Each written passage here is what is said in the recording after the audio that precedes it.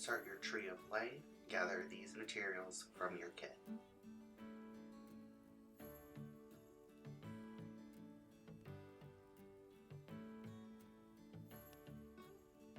Using your 1mm wire, cut off about 4 or 5 inches worth.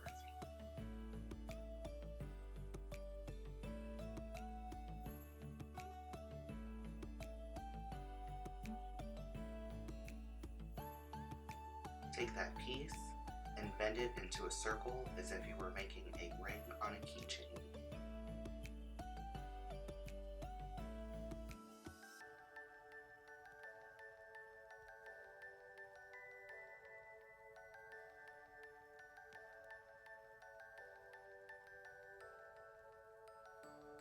The finished piece should be smaller than the stone that's included in your kit. Use the 0.4mm wire and pull out an end from the holder.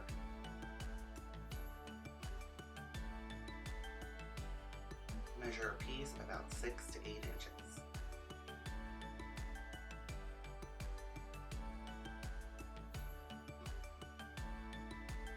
Using your wire cutters, cut it to size.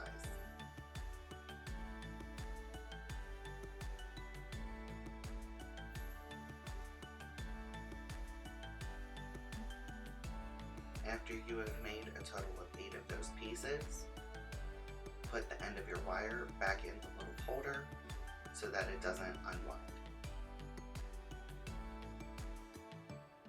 Take all 8 of your pieces and straighten them up on one side, then trim off the ends on the other so that they're all even.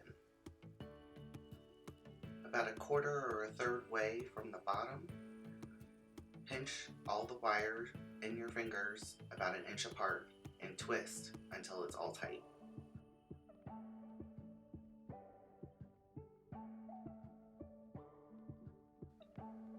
I like to hold the wire up to this stone as I do this part. So the next step is to fan out all the pieces of wire on the top and the bottom in the order that you like and that's most visually appealing.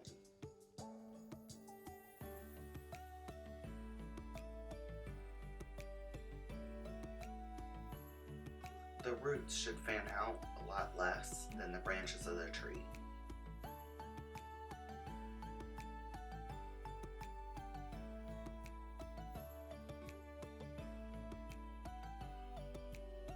Now that you're happy with how that looks so far, hold the ring and the wires to the stone,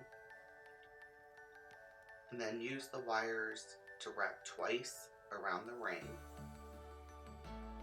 and then you can cut off the excess.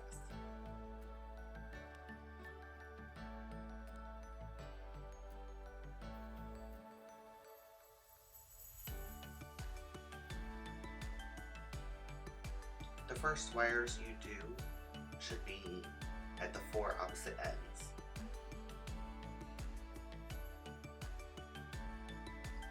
Using the farthest spacing for the first 4 will allow you to keep the ring attached to the stone while you work on the others.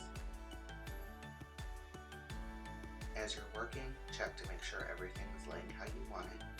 You can readjust as you go.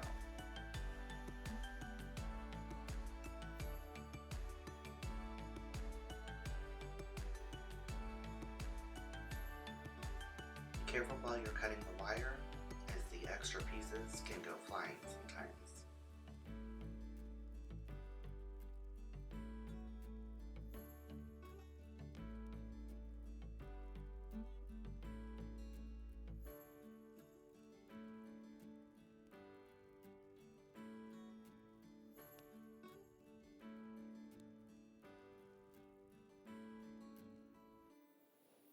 If this part is too difficult, you can use the flat nose pliers to pull the wire through.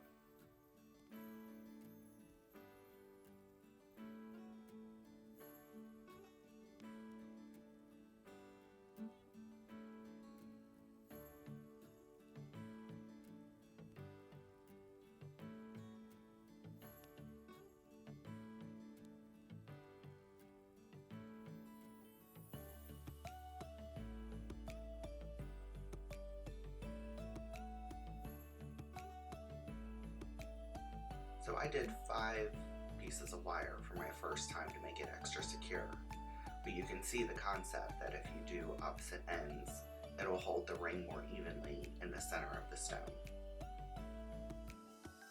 Now you can do the same thing with all the other wires. Make sure to keep everything in the same order as it is, front to back.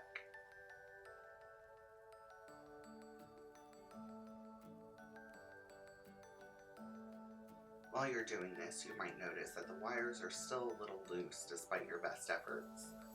That is okay, that is part of the process, and they will get tightened later.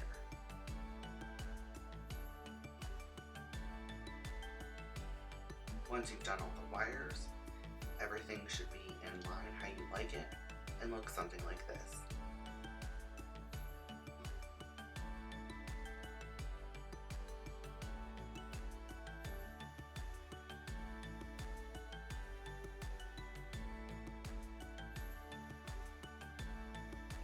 The final step is to take your round nose pliers, grab the wire in small increments, and twist to make waves in the wire. You always want to start near the trunk and work your way out, and just let it flow however it looks good.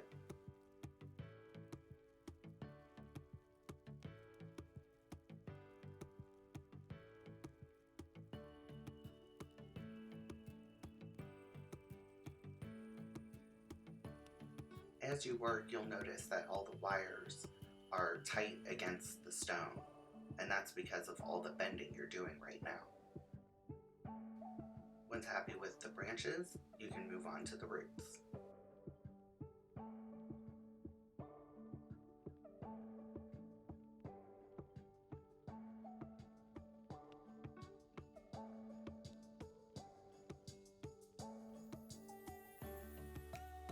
Your finished product should look something like this.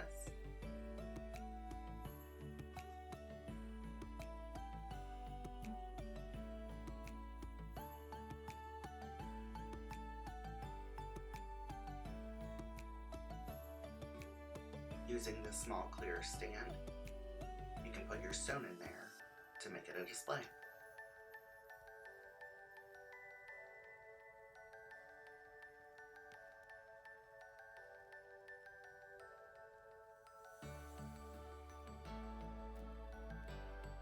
To make the ring, start out with these supplies.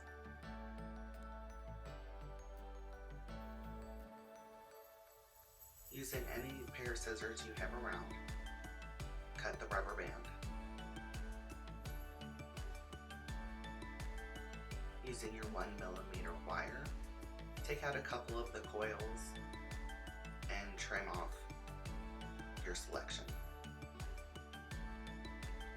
My goal here is to make a slightly larger ring than the highlighter, so I used some paper towel to make it thicker. This part is completely optional, and making the ring just around the bare highlighter works just as well. Start to wrap your wire around the highlighter. Leave about 4 to 6 inches as a tail to use for later. Wrap the wire around 3 to 5 times, just depending on how thick you want your ring.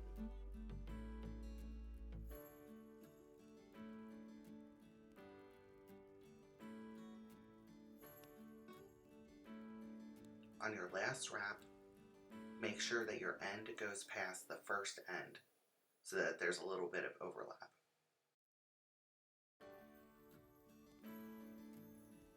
I had some waves in my wire, so I'm just trying to flatten them to make the band as smooth as possible. Remove your coil from the highlighter, and I just wanted to get a vague feel for which finger this would fit best on. Now it's time to wrap the tails around the band. Using the rubber band as a cushion, hold the wire with your flat-nosed pliers and wrap it around. Make sure it's tight, but not so tight that it's bunching the wires. Wrap it around another 2 times, and then cut off the excess. Repeat this process with the other tail, and you have just finished your ring. The wrapped ends are able to move around the circumference of the ring to size it larger or smaller depending on your needs.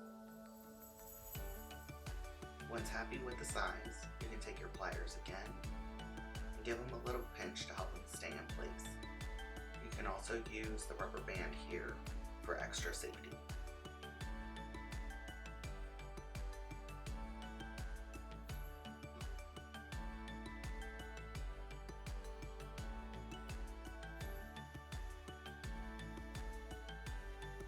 I hope you liked this month's projects.